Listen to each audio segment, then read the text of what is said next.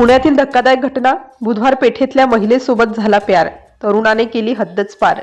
ही घटना पुण्यातील बुधवार पेठ परिसराशी संबंधित आहे. याच परिसरात रोजगाराच्या शोधात यवतमाळ जिल्ह्यातून एक तरुण पुण्यात आला होता. नवीन शहर, नवीन लोक आणि रोजच्या जगण्याची धडपड सुरू होती. अशाच काळात त्याची एका 22 वर्षीय महिलेशी ओळख झाली. सुरुवातीला दोघांमधील संबंध हे केवळ व्यवहारापुरते होते, पण काही भेटीनंतर परिस्थिती बदलू लागली. बोलणं वाढलं, एकमेकांची ओळख वाढली आणि हळूहळू त्या तरुणाच्या मनात तिच्याबद्दल वेगळ्याच भावना निर्माण होऊ लागल्या. कदाचित इथूनच या संपूर्ण प्रकरणाचा खरा गुंता सुरू झाला. तो तरुण वारंवार तिच्याकडे येऊ लागला, तिच्याशी बोलू लागला, तिच्या आयुष्यात काय सुरू आहे हे जाणून घेऊ लागला, तिच्या सुखदुःखात सहभागी होण्याचा प्रयत्न करू लागला. समोरची महिला आपल्या परिस्थितीत काम करत होती, पण त्या तरुणासाठी ती आता केवळ एक अनोळखी व्यक्ती राहिली नव्हती. त्याला तिच्याबद्दल आपुलकी वाटू लागली होती. ही आपुलकी प्रेमात कधी बदलली हे कदाचित त्यालाही समजलं नसेल, पण पुढे याच भावनेने त्याच्या आयुष्याला वेगळं वळण दिलं.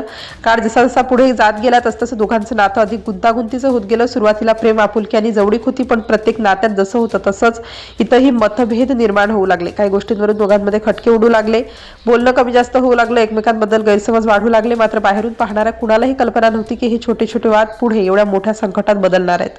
आणि मग आला तो दिवस 23 मे 2017. त्या दिवशी हा तरुण पुन्हा तिच्या खोलीवर गेला.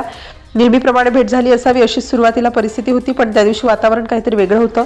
दोघांमध्ये बोलणं सुरू झालं आणि काही वेळातच त्या बोलण्याचं रूपांतर वादात झालं. नेमका वाद कशावरून झाला, यामागे काय कारण होतं हे प्रकरणातील परिस्थितीशी जोडलेलं होतं.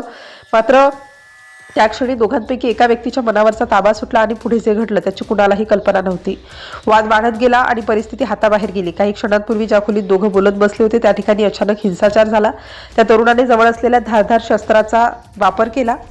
समोरच्या 22 वर्षीय महिलेवर हल्ला करण्यात आला. नेमके काही क्षण इतके भयंकर ठरले की तिचं आयुष्य संपलं. प्रेम, ओळख आणि जवळीक याचं रूपांतर अखेर एका जीवघेण्या हल्ल्यात झालं होतं. पण या घटनेची माहिती कशी बाहेर आली आणि त्यानंतर त्या तरुणाने काय केलं हा पुढचा धक्कादायक भाग होता. घटनेची माहिती पोलिसांपर्यंत पोहोचली. पोलीस घटनास्थळी पोहोचले तेव्हा परिस्थिती गंभीर होती. संशयित तरुण तिथून निघून जाण्याच्या प्रयत्नात असल्याचं समोर आलं. पोलिसांनी त्याला पकडण्यासाठी हालचाल सुरू केली. साधारणपणे अशा वेळी आरोपी पळून जाण्याचा प्रयत्न करतो किंवा पोलिसांसमोर शरण येतो, पण इथे परिस्थिती आणखी गंभीर झाली होती. पोलीस त्याला ताब्यात घेण्याचा प्रयत्न करत असतानाच त्याने आपल्या जवळील धारदार शस्त्राचा वापर केला. पोलिसांवरही हल्ला करण्याचा प्रयत्न करण्यात आला. त्यामुळे घटनास्थळी काही क्षणांसाठी प्रचंड गोंधळाची परिस्थिती निर्माण झाली. ज्याच्या हातून काही वेळापूर्वी एका महिलेचा जीव गेला होता तोच तरुण आता पोलीस कर्मचाऱ्यांवरही हल्ला करत होता. मात्र पोलिसांनी प्रसंगावधान राखलं. परिस्थिती नियंत्रणाबाहेर जाऊ न देता त्यांनी त्याला ताब्यात घेतलं. अशा प्रकारे एका तरुणीच्या मृत्यूने सुरू झालेलं हे प्रकरण थेट पोलिसांवरील हल्ल्यांपर्यंत पोहोचलं. यानंतर या तरुणाला अटक करण्यात आली आणि त्याच्या विरोधात कायदेशीर कारवाई सुरू झाली. वर्षानुवर्षे चाललेल्या सुनावणीनंतर अखेर या प्रकरणात न्यायालयाने आपला निर्णय दिला. न्यायालयाने या तरुणाला दोषी ठरवलं. केवळ काही वर्षांची शिक्षा नव्हे तर त्याला जन्मठेपेची शिक्षा सुनावण्यात आली. त्यासोबतच 50,000 रुपयांचा दंडही ठोठावण्यात आला. म्हणजेच 2017 मध्ये घडलेल्या त्या एका घटनेचा कायदेशीर परिणाम अनेक वर्षांनी समोर आला. एका क्षणाच्या संतापाने आणि हिंसक निर्णयाने एका महिलेचा जीव गेला आणि आरोपीच्या स्वतःच्या आयुष्यावरही कायमचा परिणाम झाला.